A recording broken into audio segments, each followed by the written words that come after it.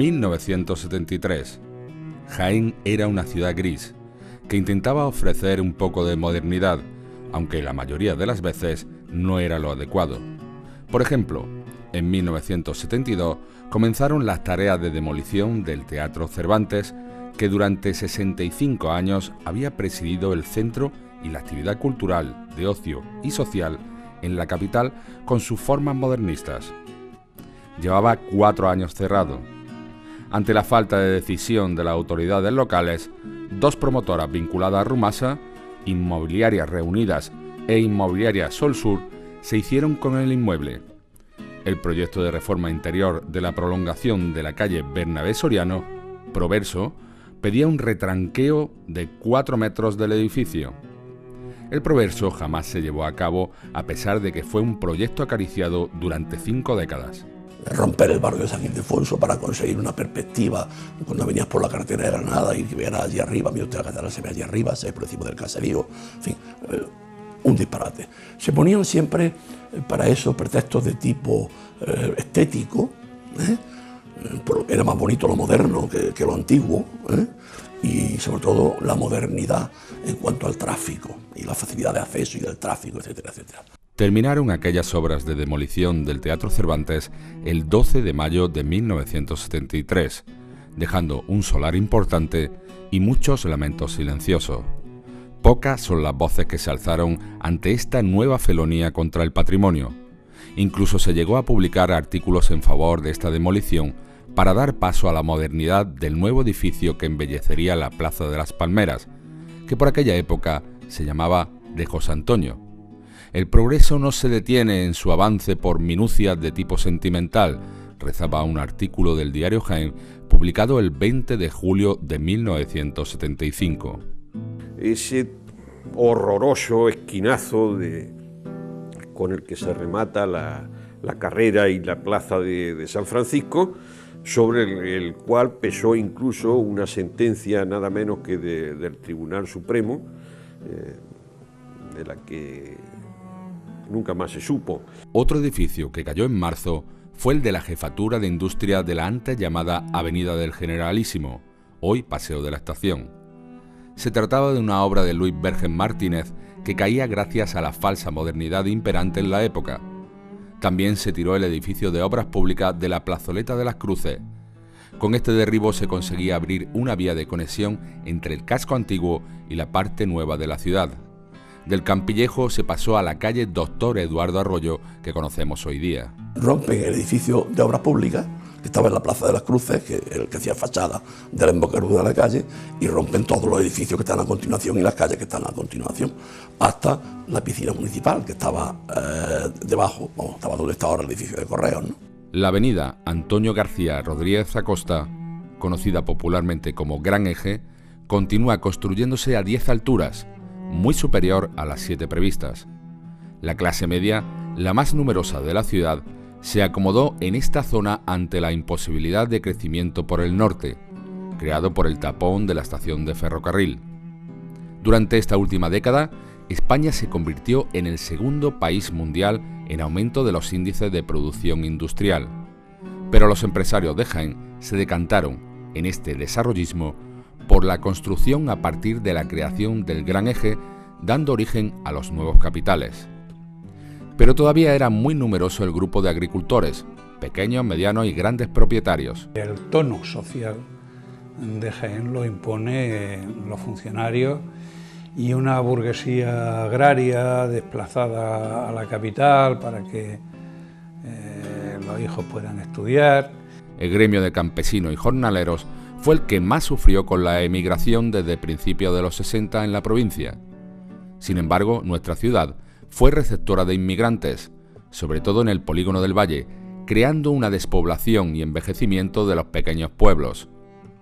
Pero el casco antiguo de Jaén también sufrió las consecuencias de parte de esta emigración de jóvenes. La gente que se iba del casco histórico por necesidad de que ya tenía un coche y no tenía un garaje, o necesitaba otras comodidades que no se tenían en las casas entonces, la gente empezó a salir del casco histórico para bajarse a la gran periferia. Un 20% de los hogares de Jaén tenía coche. Lo del segundo vehículo a principios de los 70 era impensable para la clase media. A pesar de la férrea educación católica, Jaén contaba con 2 prostíbulos en las afueras, el de la carretera de Córdoba y el de Vistalegre, situado en la Fuente de la Peña, y que contaba con orquesta y baile, además de un gran número de casas de citas en las calles de la Judería. Las Lumbres de San Antón no pudieron celebrarse por fuerte tormenta que cayó sobre Jaén en aquel 1973. El 17 de mayo abrió sus puertas Simago, en la calle San Clemente, un nuevo concepto de comercio donde se mezclaba todo tipo de artículos con la alimentación. La población era de 80.581 jiennenses y el presupuesto del ayuntamiento ascendía a 145 millones de pesetas. Nos dejó el pintor José Nogué, que fue enterrado en San Eufrasio por expresa petición del difunto. Jaén seguía siendo una ciudad culturalmente anodina. Y la ciudad no tiene, como ocurrió durante muchos años, no tenía verdaderamente una política cultural importante, ¿no? Yo no recuerdo, más allá de alguna obra de teatro, no recuerdo como muy significativo el tema cultural, alguna conferencia. El Instituto de Estudios Jiennenses hacía algún ciclo de conferencias, pero no, era una ciudad muy provinciana y muy anodina en ese sentido, y además muy de derecha en cuanto a lo que organizaba. El viejo edificio de auxilio social también fue derribado y sobre este solar dio comienzo la construcción del nuevo gobierno civil en la Plaza de las Batallas. Pero aparte de esos cambios físicos, también se estaba fraguando un cambio en la mentalidad de los jiennenses, propiciado por una transformación política y una debacle económica. Pero la ciudad, en general, seguía siendo estática gracias a su configuración.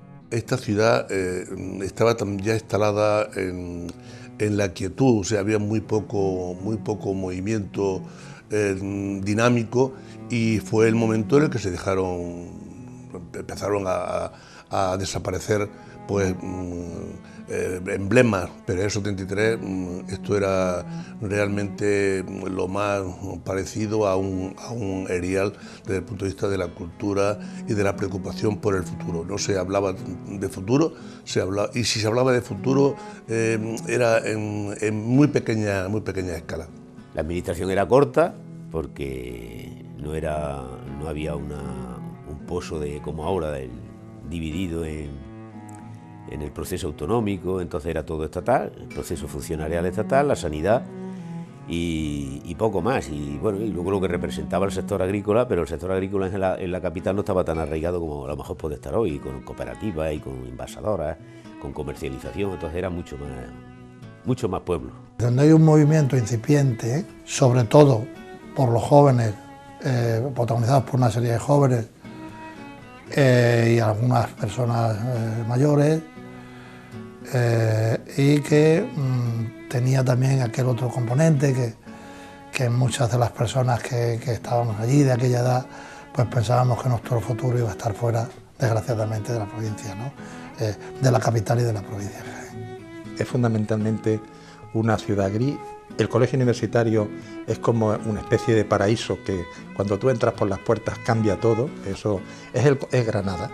Es decir, una vez que tú entras por la escuela de peritos y entras por la puerta, inmediatamente es otro mundo.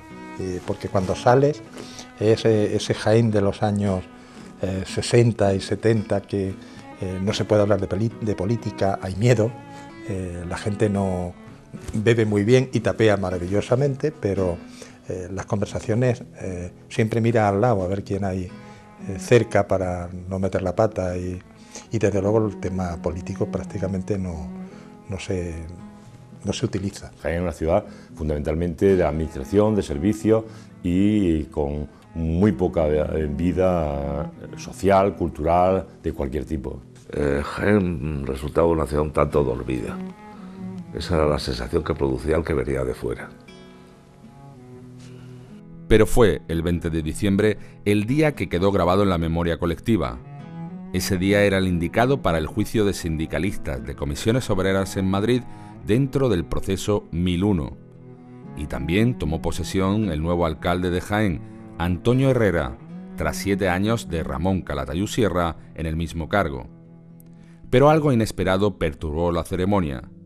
ETA había atentado contra el presidente del gobierno, Carrero Blanco.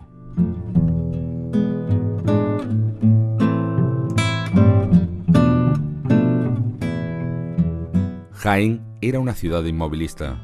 La oposición al franquismo era mínima, ya que a finales de 1970 la policía había conseguido descabezar la cúpula del Partido Comunista en la ciudad.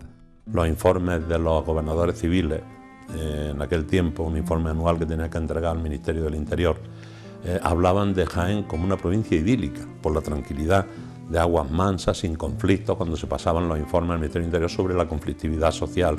Claro, aquí no había industria, en Linares había ese núcleo de Santana, en una ciudad administrativa, de pequeños comerciantes y de servicios. La dictadura significa una represión permanente, no solamente para aquellos que piensan de una determinada manera, diferente a los que dominan en esa dictadura, sino una represión permanente para todo el conjunto de la sociedad, en el que el pensamiento único, la limitación en libros, en medios de comunicación, en todo, hasta en pensamiento.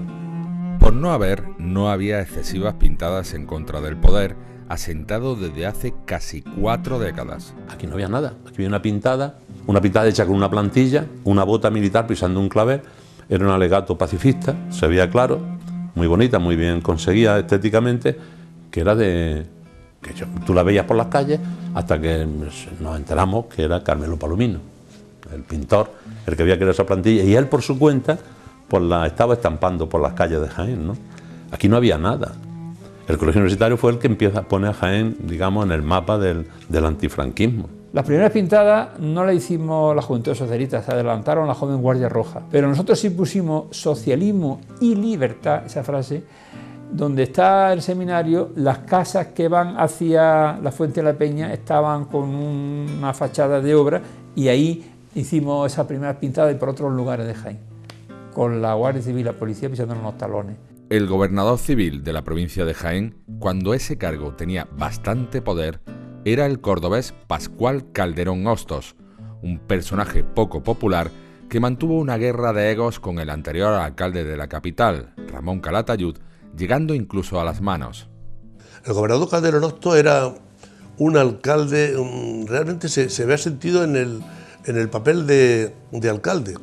De hecho, se recorría todas las noches la ciudad con su coche y grababa en un magnetófono, grababa todas las dificultades, todos los problemas que él creía que había. Y por la mañana, muchas mañanas, me llamaba para darme la relación de las deficiencias que encontraba en la ciudad. Pero era una situación realmente difícil en la relación entre el gobernador y el alcalde. Y llegaron a las manos. Terminó con un agarre fuerte, y tuvieron que llamarle la atención de Madrid, tanto al gobernador como al alcalde, porque es que eran absolutamente incompatibles. El gobernador Calderón Hostos le hizo la vida imposible a Ramón Calatayud. Otros mandatarios de la política local y provincial fueron Antonio García Rodríguez Acosta, exalcalde de la ciudad, consejero nacional del movimiento y uno de los procuradores a Cortes por Jaén. La diputación estaba en manos del carolinense Ramón Palacios, alcalde de su pueblo y procurador a Cortes. El sector agrario estaba en poder de Domingo Solís, también procurador en Cortes, presidente de la Unión Territorial de Cooperativas del Campo, con el 75% de la producción oleícola y de la Caja Rural, y además hermano del que fuera ministro José Solís. José Chamorro Lozano era el director del diario Jaén, órgano provincial del movimiento y cronista oficial de la provincia, nombrado desde 1973. Ese mismo año habíamos tenido un verano tórrido y seco, producto de una sequía pertinaz que se alargó casi una década. Incluso, desde el ayuntamiento, se ayudó a mitigar este calor con un abanico con los colores nacionales regalado a todos los habitantes. Hubo una crisis, una sequía muy alta, hasta el punto de que se pensaba que los cultivos no iban a ser capaces las tierras de volver otra vez a recuperar la actividad.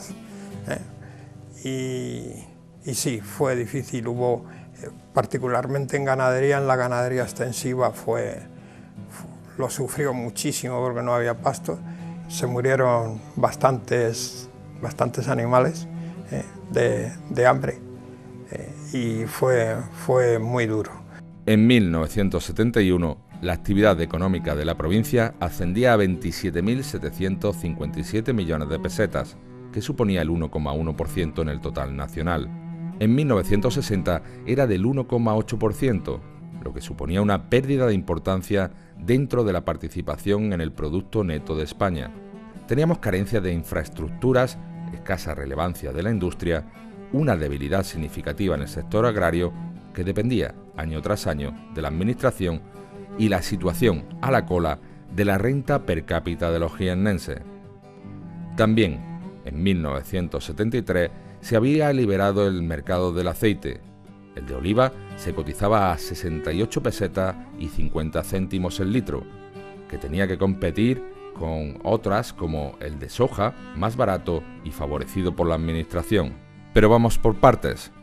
11 de septiembre. Muere Salvador Allende, presidente chileno. Se suicidó al sentirse acorralado por militares golpistas en el Palacio de la Moneda. Este suceso internacional generó más simpatías hacia la izquierda que permanecía letargada en nuestra ciudad. Pero la predominante, a pesar de que existían grupúsculos de varias ideologías izquierdistas, era que el Partido Comunista llevara la voz cantante desde el comienzo de la clandestinidad tras la Guerra Civil. El PC supo adaptarse perfectamente, como nadie, a las reglas de la clandestinidad, y eso lógicamente le brilló porque un partido muy bien adaptado a las normas de la clandestinidad y muy bien conectado con la sociedad. La gente del PC había en todos sitios, en la asociación de vecinos, en el grupo donde tú estudiabas en el instituto. Aquí el PC existía desde hacía mucho tiempo. Rosario y Cayetano, dos represaliados del franquismo, que en el año 70 ya estaban llevando a cabo un trabajo político importante. En el año 70 es cuando a ellos los detienen y ya existían núcleos importantes del PC en la provincia de Jaén, no solo en Jaén capital. 13 de noviembre, pseudoelecciones municipales. Se puede votar uno de los tercios, el familiar, aunque en unas condiciones bastante especiales. Solo se votaba 3 concejales de 25 que componían el Ayuntamiento de Jaén. El resto es nombrado a dedo. El ayuntamiento funcionaba por tercios de representación sindical, de representación familiar y de la empresarial. Entonces había de distintos ámbitos por ahí a través del sindicato vertical. Entonces es prácticamente donde más fácilmente se podía llegar al ayuntamiento. Para votar tenías que ser una persona mayor de 21 años y tener a tu cargo una familia. Es decir, si tú tenías 21 o 22 años pero vivías con tus padres, tú no votabas. Tenías que estar inscrito previamente en el censo como cabeza de familia. Luego los candidatos tenían que elegirse o bien porque llevasen una serie de avales, bien entre personalidades, bien los procuradores en corte, el alcalde y tal, podían avalar, no sé cuántos nombres tenían que incluir, o que incluyese el 20% de las firmas del censo para poder ser candidato, lo cual era un mecanismo extraordinariamente complejo. 17 de diciembre. Es nombrado alcalde de Jaén Antonio Herrera García.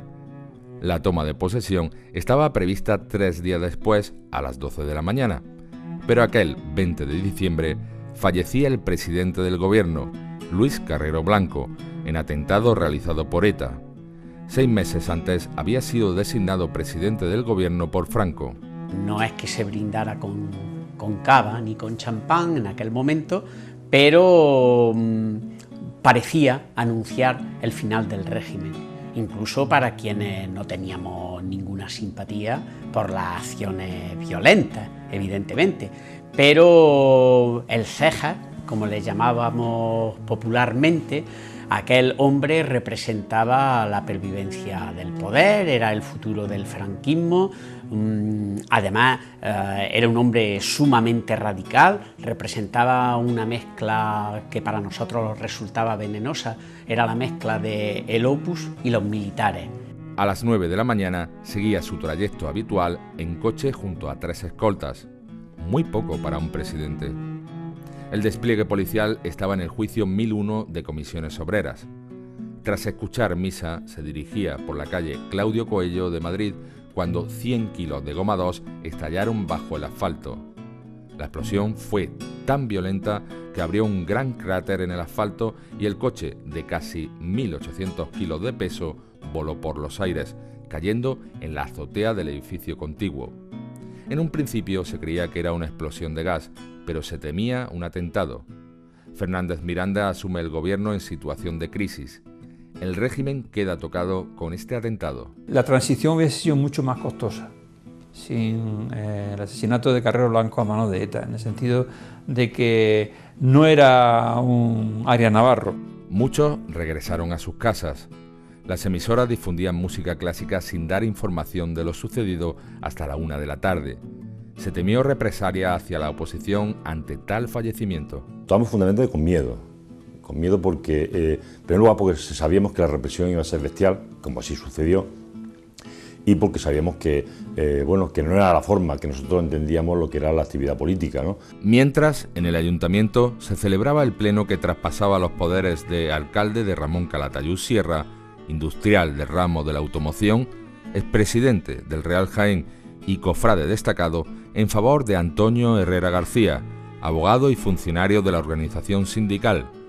Pero el pleno fue tenso, ya que a mitad de su celebración tuvo que cortarse, puesto que la información que llegaba sobre el atentado de Madrid arrojaba el nombre del presidente Carrero Blanco. Recuerdo que se armó un revuelo en el salón de pleno y aquello terminó un poco como el rosario de la aurora, porque la preocupación era enorme. Se vivió un momento alegre, porque era la llegada de Antonio Herrera García, el abogado Antonio Herrera, a la alcaldía, y sin embargo aquello recuerdo que terminó muy mal. Nadie hizo alusión al atentado que había acabado con la vida del presidente. El pleno llegó a terminarse, pero fue una terminación un poco rara y desde luego con una tensión evidente.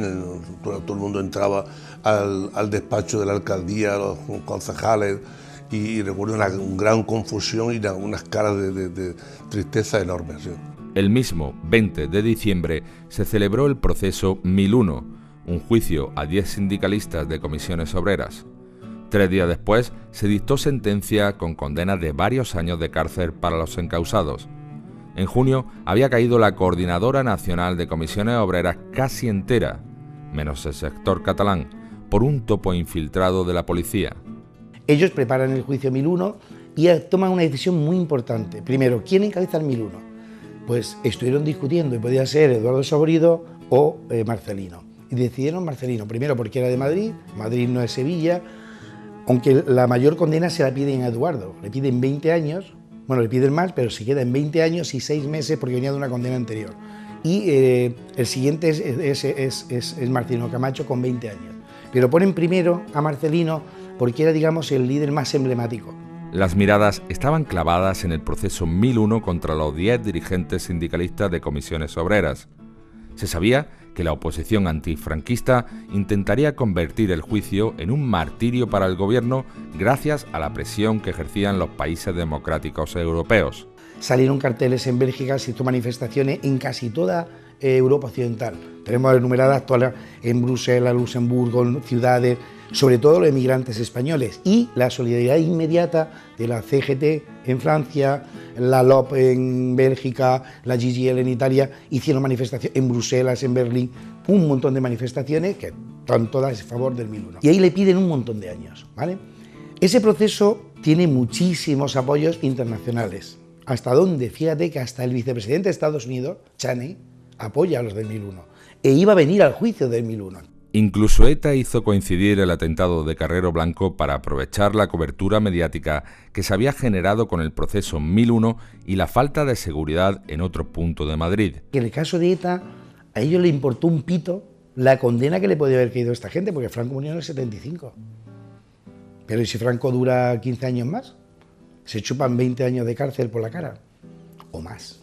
22 de diciembre, entierro de Carrero Blanco. El régimen sufre un golpe duro en su futuro más inmediato. Incluso el 26 de diciembre, la banda ETA ofrece una rueda de prensa en Francia para dar los detalles del atentado. Pero la calma en general se hizo con el país y a los pocos días todo volvió a su cauce, buscando la Navidad. 29 de diciembre, el ayuntamiento cambia la denominación de la actual Avenida Ruiz Jiménez, donde se encontraban centros como Maristas o Cristo Rey, por Avenida Carrero Blanco. 31 de diciembre, nombramiento de Carlos Arias Navarro como presidente del gobierno. El 2 de enero toma posesión del cargo. Torcuato Fernández Miranda, vicepresidente del gobierno y presidente en funciones, el ultraderechista José Antonio Girón de Velasco, el almirante Nieto Antúnez, Alejandro Rodríguez de Valcárcer, presidente de las Cortes, fueron también candidatos. Debido al estado de ánimo tras el atentado y con la ayuda de Carmen Polo, las intrigas derivaron hacia Arias Navarro. José Solís entró a formar parte de una terna ficticia que presentó el Consejo del Reino. La noticia del nombramiento de Arias Navarro causa estupor generalizado por la persona y porque se trataba del primer civil tras la guerra que sería presidente del gobierno. Arias Navarro era, según ya se había publicado en medio de la oposición, tenía un calificativo que le marcaba para siempre. La derecha decía que había sido el mejor alcalde de Madrid desde Carlos III. Sin embargo, era popularmente conocido en la izquierda como Carnicerito de Málaga, como responsable de la feroz represión que se había hecho allí. Entonces, que el régimen nombrara a Arias Navarro, pues suponía la negación de cualquier espíritu aperturista. El régimen, que se encontraba resquebrajado, pasa a ser decrépito y se intuye un final con posibles futuros que se debaten en barras de bar y tertulias en la zona Renfe. En Jaén ya sí se vivía, pues eso, una llamarada de entusiasmo en favor de esas nuevas corrientes que llegaban a través de la música y de la literatura. Y ya había grupos que se organizaban, no solamente partidos de izquierda reconocidos, que estaban entonces en la clandestinidad, sino grupos de personas y colectivos que ya se estaban formando y que cuando llegó el cambio político realmente ya estaban funcionando, de hecho, en la ciudad. Y así cerraron los jiennenses este 1973, que había marcado la fecha de inicio de una crisis generada por el precio del petróleo y el final de un régimen. Los jiennenses continuaban su vida habitual, pero la ciudad y la sociedad seguían evolucionando en este Jaén en el que algunas cosas habían cambiado para bien, otras para mal, y otras no cambiarán jamás.